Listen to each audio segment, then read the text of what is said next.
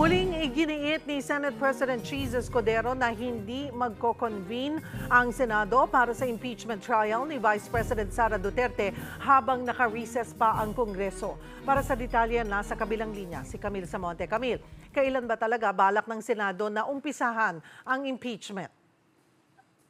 Yes, Cheryl, nanindigan nga si Senate President Cheese Escudero na pagkatapos pa ng SONA ni Pangulong Bongbong Marcos gagawin ang impeachment trial kay Vice President Sara Duterte. Sabi ni Escudero, oras na magbalik sesyon ang Senado sa June 2, doon na tatalakayin yung mga aamyendahan sa impeachment rules. Pero yun nga, sa 20th Congress pa raw talaga masisimulan ang actual na trial. Cheryl?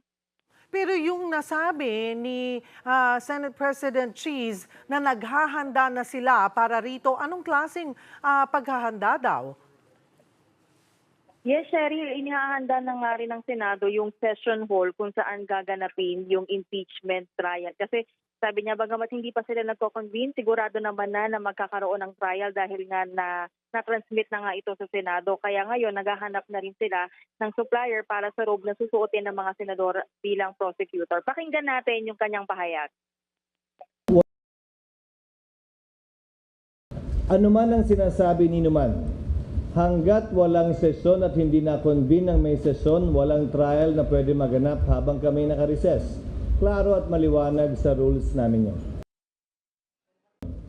In-inspeksyon kung kinain na nga ba ng ANA yung mga dating ginamit na lamesa at witness stand, nilocate, nilagay sa kanya-kanya mga lugar, at nang makita kung ano pa yung mga kailangan gawin at paghandaan. Dahil naisampa na ang impeachment, may katiyakan na magkakaroon ng impeachment trial at kailangan itong paghandaan ng Senado.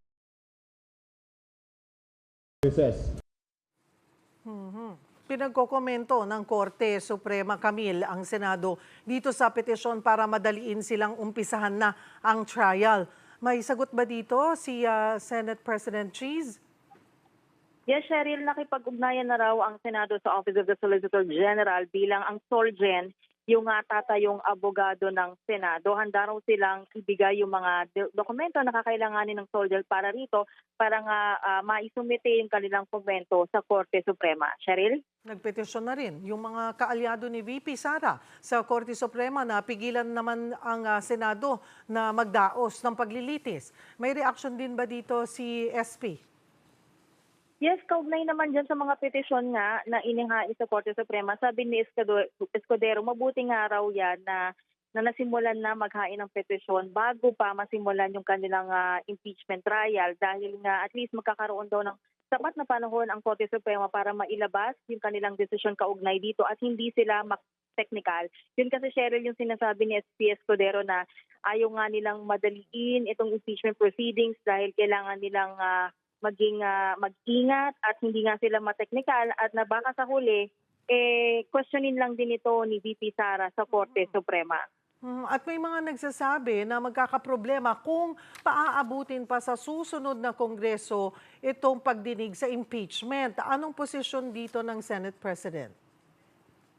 Cheryl, hindi pa rin nagbabago yung posisyon ni SP Escudero tungkol dyan sa issue na yan dahil naniniwala siya na bagamat hindi pa nagko-convene ang Senado bilang impeachment court ay nasa Senado na yung jurisdiction para nga dyan sa impeachment case laban sa vice. Kaya naman, oras nga na mag-convene sila sa June 2 para mapag-usapan yung mga amendahan sa impeachment rules. Naniniwala siya na kahit 20th Congress na at mga bagong senador na yung uupo ay mapagdidesisyonan at magkakaroon pa rin ng impeachment trial laban sa vice. Cheryl?